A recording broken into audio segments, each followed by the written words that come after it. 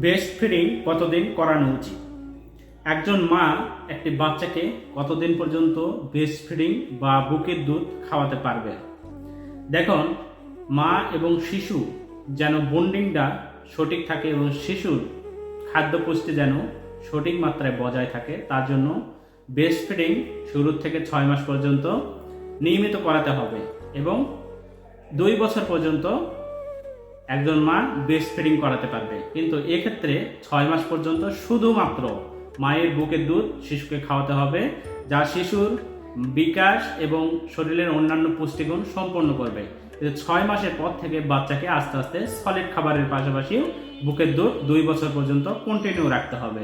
এতে করে কি হবে, মায়ের বুকের দুধটা বাচ্চার যে অন্যান্য পুষ্টিগুণ চাহিদা সেটা কিন্তু পূরণ করে দিচ্ছে এবং বাকি যে সলিড খাবারগুলো সেগুলো কিন্তু বাচ্চার অন্যান্য যেগুলো জিঙ্ক সাপ্লিমেন্ট বা অন্যান্য রোগ প্রতিরোধ ক্ষমতা থেকে এবং শরীরের গঠন অনুযায়ী চেঞ্জ করার একটা পরিবর্তন ধারা রয়ে যায়।